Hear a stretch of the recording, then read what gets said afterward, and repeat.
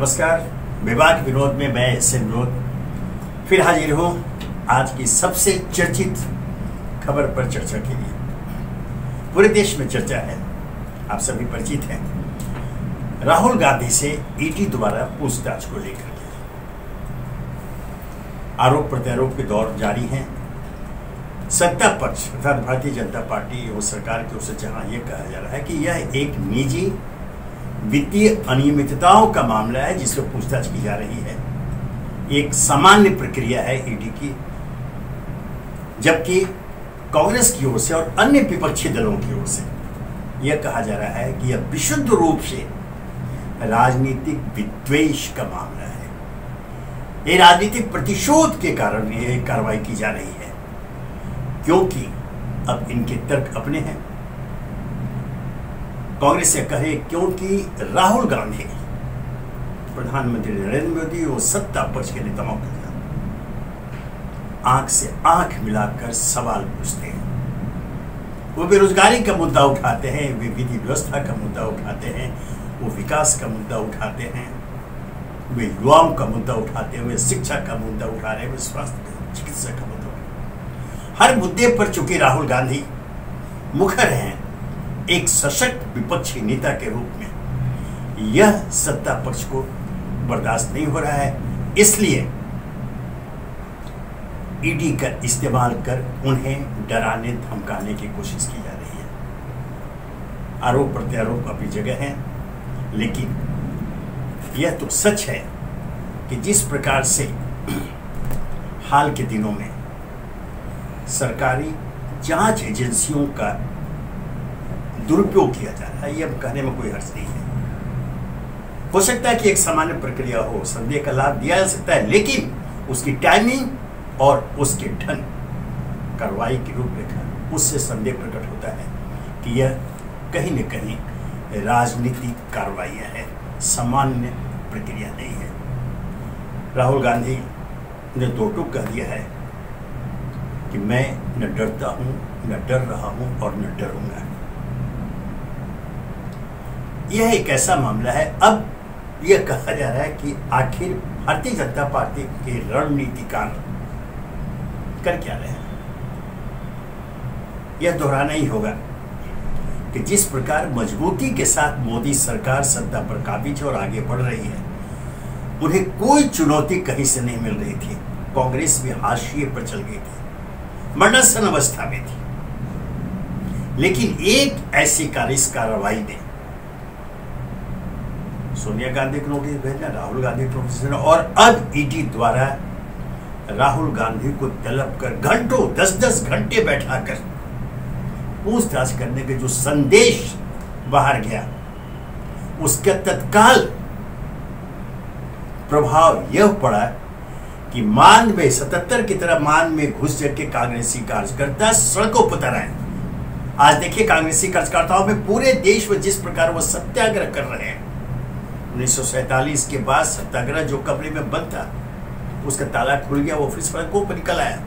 वो सत्याग्रह करे पूरे देश में, और उनके उत्साह की खबरें, जो कथित गोदी मीडिया, जो खबरें इनको नहीं दिखाती, सिर्फ वो सत्ता पक्ष और मोदी और के अलावा कुछ नजर नहीं आता, आज वो भी मजबूर है इस खबर को दिखाने के लिए कि पूरे देश में किस प्रकार से कांग्रेसी कार्यकर्ता राहुल गांधी से पूछताछ का विरोध कर रहे हैं, सरकारी जांच एजेंसियों के दुरुपयोग का विरोध कर रहे हैं, और सत्ता पक्ष पर राजनीतिक विद्वेष की भावना से विपक्ष के खिलाफ कार्रवाई का विरोध कर रहे हैं। आज पूरा देश देख रहा है।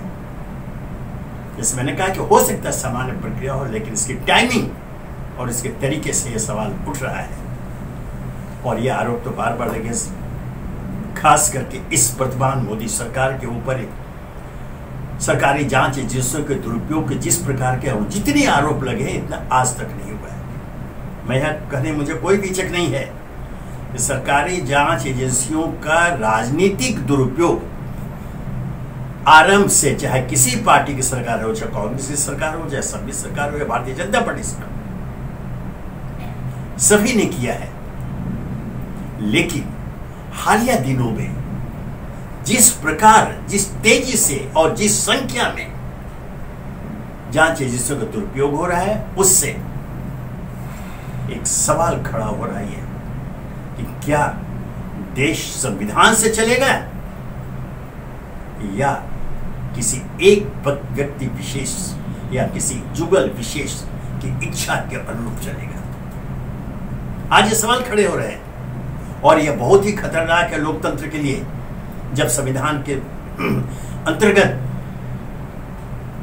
उनके प्रावधानों को दुहाई देकर पूछा जा रहा है कि कार्रवाई कैसे की जा रही है। जैसे राहुल गांधी के मामले में ये सवाल उठाए जा रहे हैं कि जब राहुल गांधी के खिलाफ कोई प्राथमिकी, कोई एफआईआर कहीं दर्ज नहीं है, तो फिर ईडी ने पूछताछ कैसे की? इस सवाल में दम है? आप पूछताछ को जा रहे हैं बगैर किसी शिकायत के?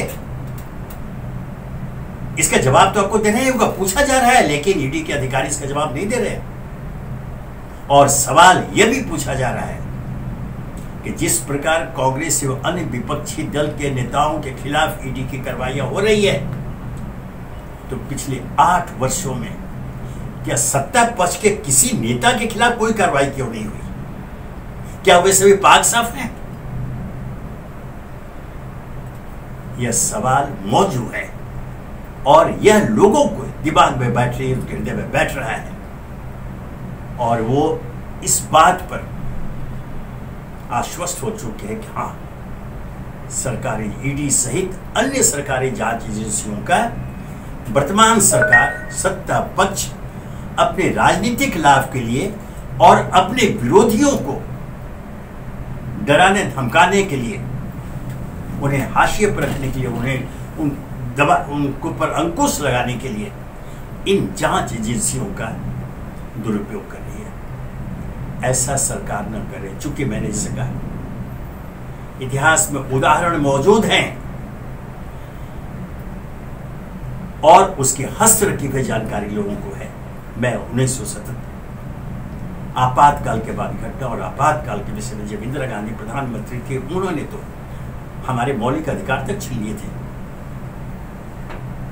सारे अधिकार सत्ता के हाथ में चले गए तो कहीं कुछ नहीं होता था। बड़े से बड़े जयप्रकाश नारायण झा और चंद्रशेखर, बड़े से बड़े नेता जेल में डाल दिए गए थे।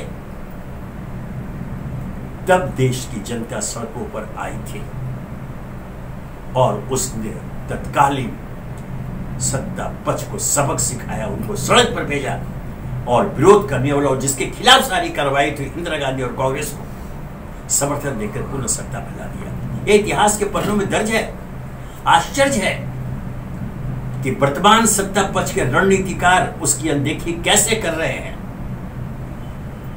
क्या कहीं जानबूझकर तो नहीं? यह भी एक पहलू है, इस पर भी गौर करें।